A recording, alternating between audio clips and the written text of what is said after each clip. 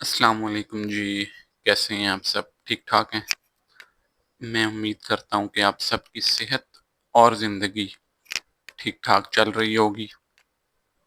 आज की इस वीडियो के अंदर हम कुछ कॉन्सेप्ट्स डिस्कस करेंगे और एक्सरसाइज 3.1 का पहला क्वेश्चन, उसका सॉल्यूशन भी देखेंगे। लेकिन एक्सरसाइज का क्वेश्चन करने से पहले कुछ कॉन्सेप्ट्स आपको पता होना बहुत ज़रूरी है। सबसे पहली बात जो आपको पता होना चाहिए वो है जी कार्टेशियन प्रोडक्ट। कार्टेशियन प्रोडक्ट क्या चीज़ है? अब इसकी डेफिनेशन देखें जी। Cartesian product of two non empty sets A and B is denoted by A cross B. Cartesian product में हमारे पास दो सेट्स होने चाहिए और दोनों नॉन एम्प्टी सेट होने चाहिए। ठीक है जी। तो उसको जाहिर कैसे करते हैं? ए क्रॉस बी से। और उसमें होता क्या है? And it consist of all ordered pairs x and y. और उसके अंदर ऑर्डर्ड पेयर्स वाले एलिमेंट्स होते हैं। अब आपने कहना है कि ये ऑर्डर्ड पेयर क्या चीज है? ऑर्डर्ड पेयर एक ऐसा पेयर होता है जिसके अंदर एलिमेंट्स की एक खास तरतीब होती है। ठीक है जी। ऑर्डर्ड पेयर इस तरह की छोटी ब्रैकेट में लिखा जाता है और उसके अंदर जो पहला एलिमेंट होता है वो हमेशा रिप्रेजेंट करता है पहले सेट को, या पहले सेट का हिस्सा होता है, और दूसरा एलिमेंट रिप्रेजेंट करता है दूसरे सेट को, या वो दूसरे सेट का हिस्सा होता है। ठीक है जी। Such that x belongs to A. X का ताल्लुक पहले सेट से है एंड वाई का ताल्लुक दूसरे सेट से। अच्छा, अब ये डेफिनेशन पढ़ तो ली, इसका मतलब क्या है? दो नॉन एम्प्टी सेट लिए हमने। ए उसके एलिमेंट 1, 2 और 3, और बी उसके एलिमेंट 3, 5, 4 और 5। अब इनका कार्टेशियन प्रोडक्ट अगर हम फाइंड करें तो उसको रिप्रेजेंट करते होते हैं ए क्रॉस बी से। ठीक है जी। पेयरिंग बनानी है, गौर से समझिएगा। 1 का पेयर 4 के साथ, ये बना। फिर 1 का पेयर 5 के साथ, वो ये बन गया। ठीक है जी। फिर 2 का पेयर 4 के साथ, और फिर 2 का पेयर 5 के साथ। फिर इसी तरह 3 का पेयर 4 के साथ और 3 का पेयर 5 के साथ। मतलब पहले सेट का एक एलिमेंट चूज करना है और उसको दूसरे सेट के सारे एलिमेंट्स के साथ पेयर बना के लिख देना। जब दूसरे सेट के एलिमेंट्स खत्म हो जाएं तो इधर से दूसरा एलिमेंट चूज कर लेना है, वही काम करना है। फिर वही काम तीसरे एलिमेंट के साथ करना है। ठीक है जी। तो इसको कहते होते हैं कार्टेशियन प्रोडक्ट। अच्छा, एक एग्जांपल और देख लेते हैं। अब एक सेट है y, उसके एलिमेंट्स हैं 0, 2 और 4। दूसरा है z, उसके एलिमेंट्स हैं 5 और 7। तो y क्रॉस z कैसे फाइंड करेंगे? सबसे पहले तो ये सेट वाली ब्रैकेट डालेंगे लाजमी। ठीक है जी। 0 का पेयर बनाएंगे 5 के साथ। 0 का पेयर बनाया 5 के साथ और इसको इस छोटी ब्रैकेट में क्लोज किया, क्योंकि ये ऑर्डर्ड पेयर है। और हर ऑर्डर्ड पेयर का पहला एलिमेंट उसका ताल्लुक है पहले सेट से और दूसरा एलिमेंट उसका ताल्लुक है दूसरे सेट से। डेफिनेशन पे बिल्कुल पूरा उतर रहा है ये। ठीक है जी। फिर 0 का पेयर बनेगा 7 के साथ। नेक्स्ट एलिमेंट खत्म हो गए, यहां से 2 को पिक करेंगे। 2 का पेयर बनेगा 5 के साथ, और फिर 2 का पेयर बनेगा जी 7 के साथ। ठीक है जी। बिल्कुल इसी तरह 4 का पेयर बनेगा 5 के साथ, और 4 का पेयर बनेगा 7 के साथ। और ये सेट वाली ब्रैकेट से इसको क्लोज कर देना। अब ये कॉन्सेप्ट हो गया कार्टेशियन प्रोडक्ट का, ये बड़ा इंपॉर्टेंट है। हमने आगे जो क्वेश्चन सॉल्व करने हैं उसके अंदर ये बार बार यूज होगा। ठीक है नहीं, तो इसको गौर से समझिएगा। अच्छा जी, नेक्स्ट है हमारे पास जो टॉपिक, वो है बाइनरी रिलेशन। बाइनरी रिलेशन जैसा कि नाम से जाहिर है कि दो चीजों का आपस में रिलेशन। रिलेशन का मतलब ताल्लुक और बाइनरी का मतलब दो। दो चीजों का आपस में रिलेशन। ये क्या चीज है जी? एक binary relation R from a set A. Binary relation को आर से रिप्रेजेंट करती हैं, from a set A to set B. Set A से सेट बी की तरफ कोई ना कोई ताल्लुक, कोई ना कोई रिलेशन क्या होता है, वो is a subset of A cross B. वो सबसेट होता है किसका, कार्टेशियन प्रोडक्ट का। अब इसकी मैथमेटिकल फॉर्म समझिएगा। बाइनरी रिलेशन को रिप्रेजेंट करते हैं आर से। होता क्या है, सबसेट होता है, किसका सबसेट होता है भाई, ए क्रॉस बी का। मतलब अगर आपने कोई बाइनरी रिलेशन फाइंड करना है, एग्जाम में या पेपर वाला आपको कह दे, क्वेश्चन में कोई क्वेश्चन आ जाए कि भाई बाइनरी रिलेशन फाइंड करें, तो सबसे पहले आपको दो सेट्स दिए जाएंगे। आपने उन दो सेट्स का बाइनरी रिलेशन फाइंड करने से पहले उनका कार्टेशियन प्रोडक्ट फाइंड करना है। और कार्टेशियन प्रोडक्ट कैसे फाइंड करते हैं ये आप ऊपर सिखाए हैं आप, ठीक है जी, वो इस तरीके से फाइंड आउट करना। तो अब इसकी एग्जांपल देखें जी।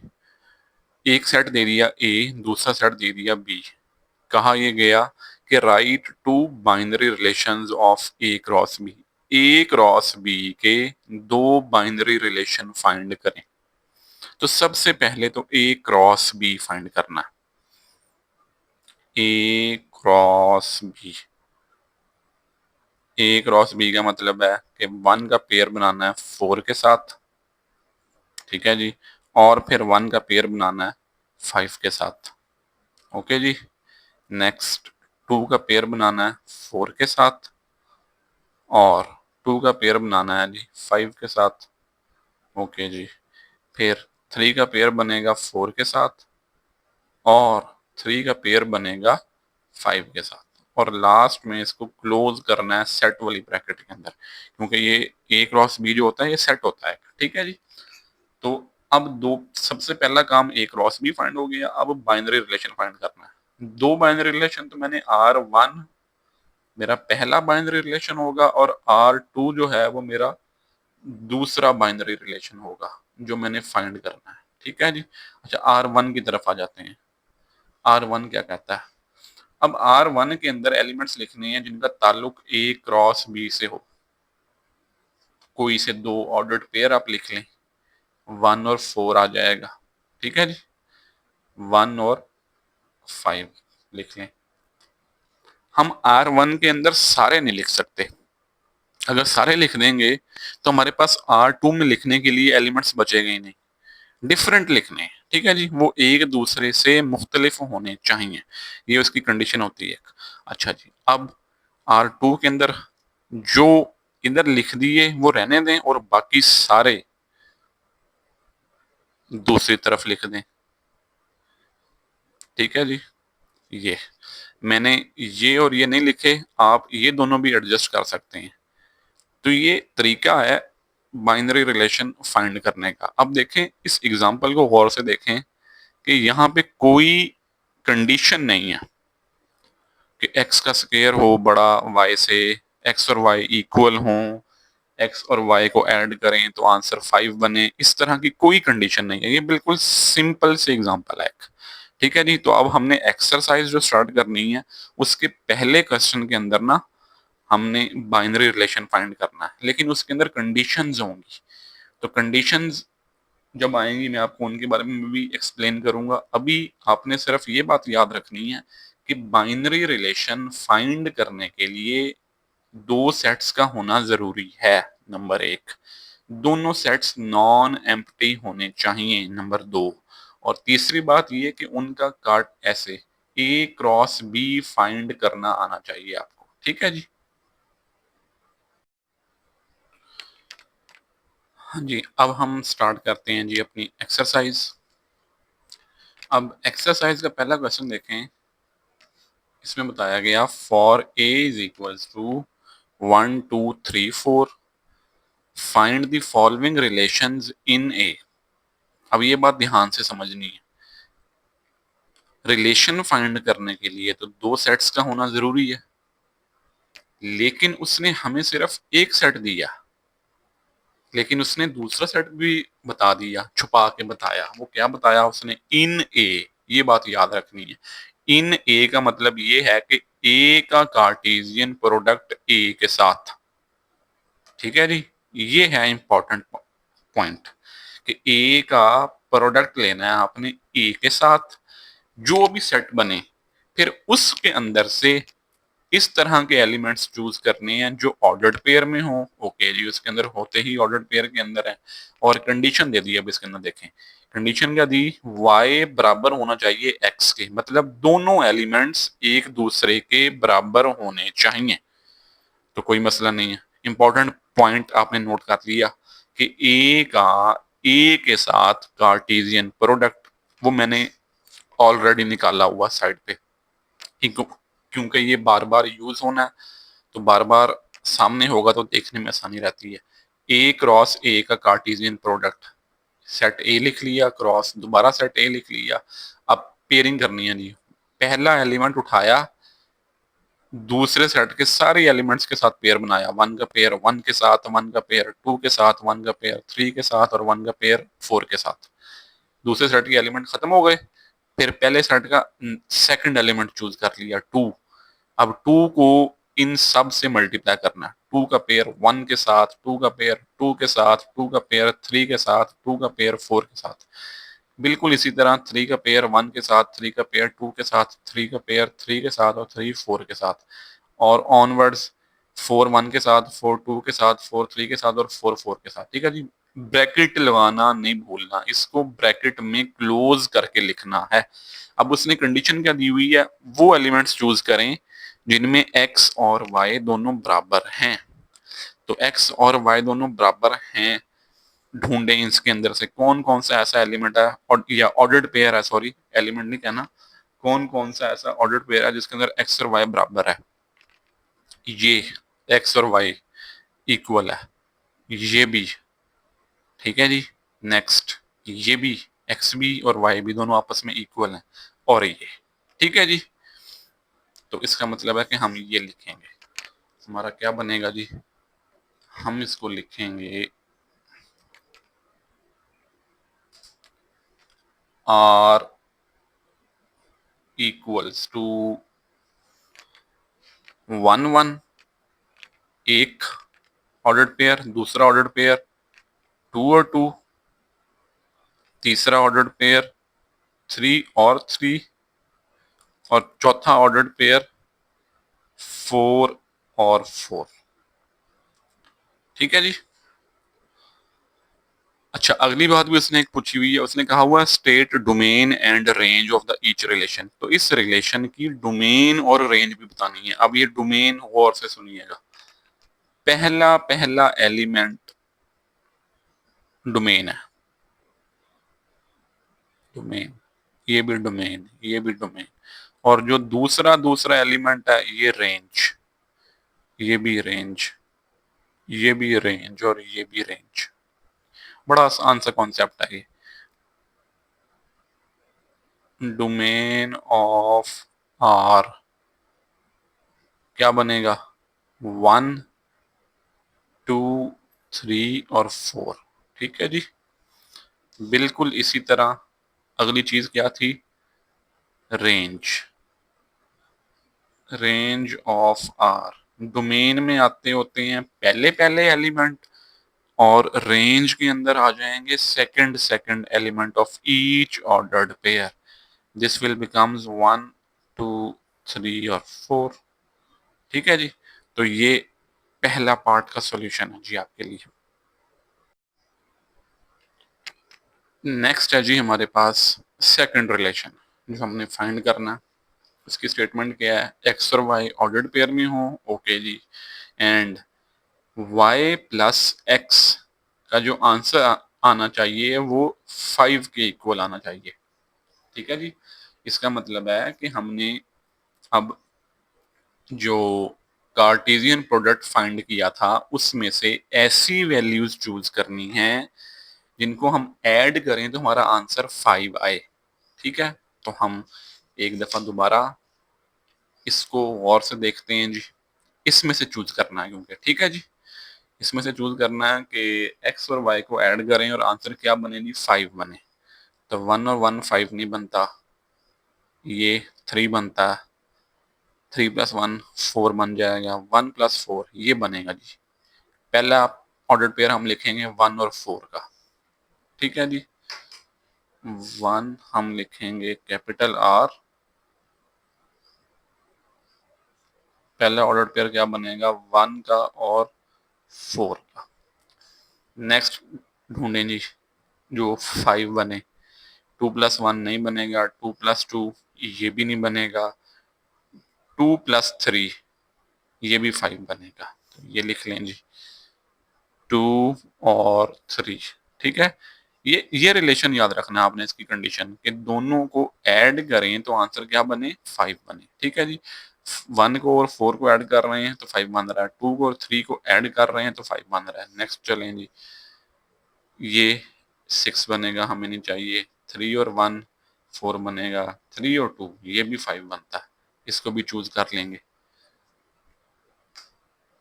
3 और 2, ठीक है जी। और 3 और 2 के बाद नेक्स्ट क्या बनेगा जी, जो 5 बने वो ये बनेगा 4 और 1, ये भी 5 बनता है। तो अगला ये बनेगा जी 4 और 1, ठीक है जी। और इसको ब्रैकेट में क्लोज करना नहीं भूलना।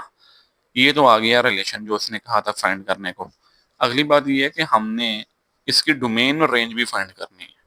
तो बिल्कुल ऐसे ही आपने ऊपर की थी, मेरा ख्याल है कि अब आपको बात समझ आ गई होगी। डोमेन ऑफ आर, पहला पहला एलिमेंट डोमेन में जाएगा, लिखना तरतीब से, 1 है, 2 है, 3 आ गया और 4 आ गया, ठीक है जी। ये वाला 1 आ गया, ये वाला 2 आ गया, ये वाला 3 आ गया और ये वाला 4 आ गया। और रेंज क्या बनेगी जी, रेंज ऑफ आर ये बनेगा जी दूसरा दूसरा एलिमेंट 4 3 2 1, लिखेंगे तरतीब से 1 2 3 और 4। तो ये जी आपका सेकंड पार्ट का सॉल्यूशन है जी, जिसके अंदर उसने कंडीशन ये दी थी कि y को और x को अगर आप ऐड करें तो your answer should be equals to 5। अच्छा जी, अब नेक्स्ट है हमारे पास थर्ड वाला।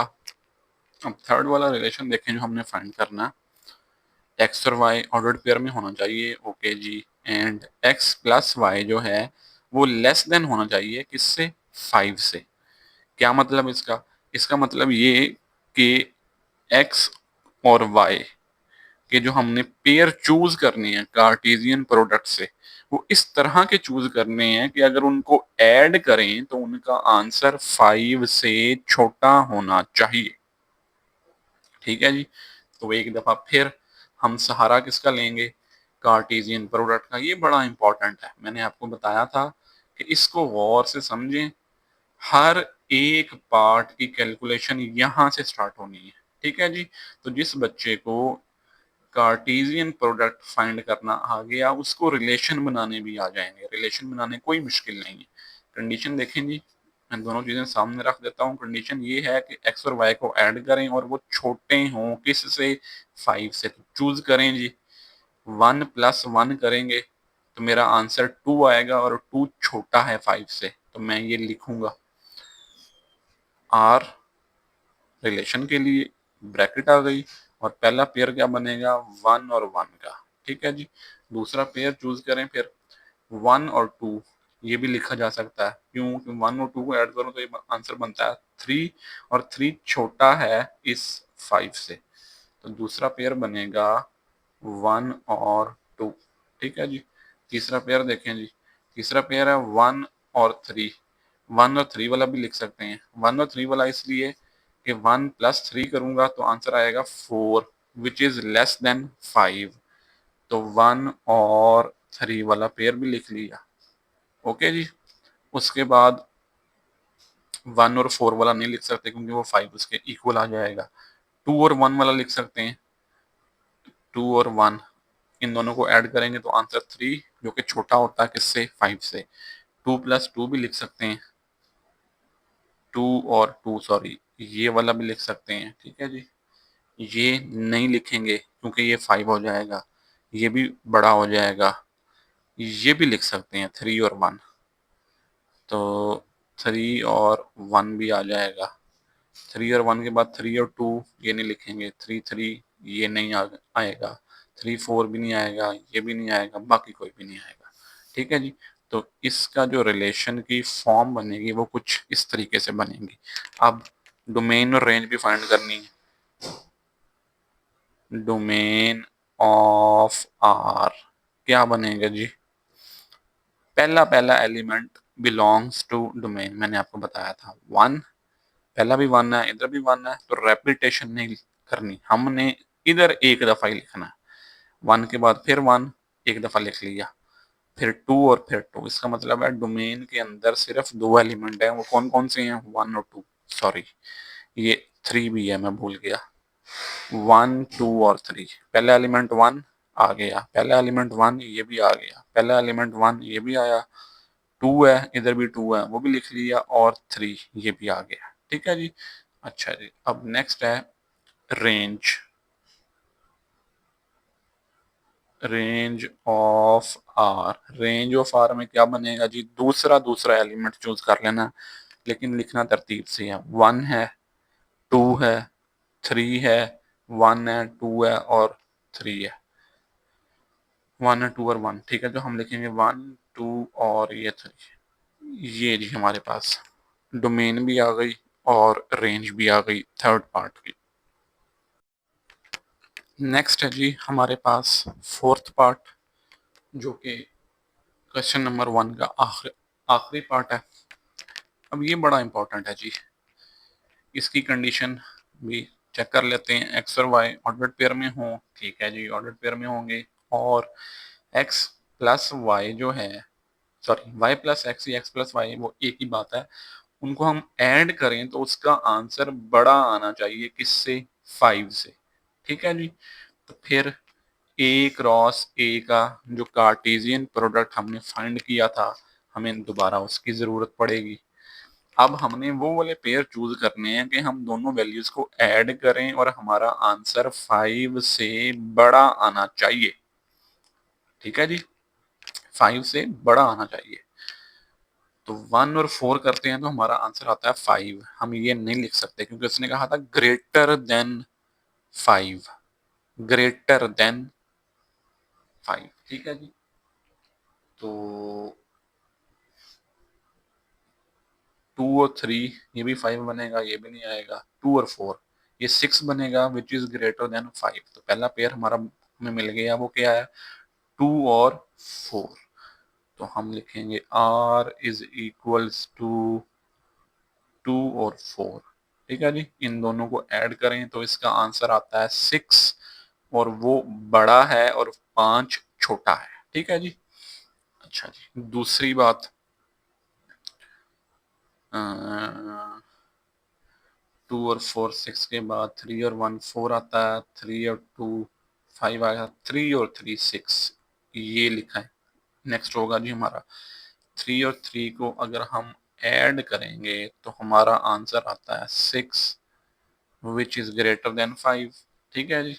अच्छा जी, उसके बाद क्या है जी? 3 और 4 ये भी आएगा। क्यों आएगा? क्योंकि ये 7 है और 7 बड़ा है और 5 छोटा है, ये भी लिख लेंगे। 3 और 4 ये वाला ऑर्डर्ड पेयर भी आ जाएगा। 3 और 4 के बाद 4 और 2 आएगा, 4 और 2 आ जाएगा। 4 और 2 के बाद आ जाएगा जी 4 और 3, 4 और 3 भी आएगा। ये 7 बनता है, 7 इज ग्रेटर देन 5। तो 4 और 3 भी आ जाएगा, 4 और 3 के बाद 4 और 4 भी आएगा। ठीक है जी, क्योंकि इन दोनों को भी ऐड करें तो हमारा आंसर 5 से तो बड़ा ही आता है। तो 4 और 4 भी आ जाएगा। तो ये आ गया जी रिलेशन। अब डोमेन और रेंज, मेरा ख्याल है कि अब आपको याद हो गई होगी डोमेन और रेंज। वीडियो को आप लोग इधर पॉज करें और कोशिश करें डोमेन और रेंज खुद लिखें। ठीक है जी, नहीं तो मैं तो फिर करवा ही दूंगा। डोमेन के अंदर आता होता है जी पहला पहला एलिमेंट, 2 है, 3 है, 3 है, 4 है, 4 है, 4 है। इसका मतलब है 2 आएगा, 3 आएगा और 4 आएगा। ये डोमेन और रेंज क्या बनेगी? Range of R is equals to second element of each ordered pair belongs to range। 4 आएगा, 3 आएगा, 4 आएगा, 2 आएगा, 3 और 4। तरतीब से लिखेंगे हम। 2 आ जाएगा, 3 आ जाएगा, 4 आ जाएगा। तो ये जी आपकी रेंज आ गई। तो हमारा पहला क्वेश्चन अपने इख्तिताम को पहुंचता है। मैं उम्मीद करता हूँ कि आपको इस सारी कैलकुलेशन की समझ आई होगी। तो हमारे साथ जुड़े रहिएगा। आपसे मिलते हैं अगली वीडियो में। तब तक के लिए अल्लाह हाफिज।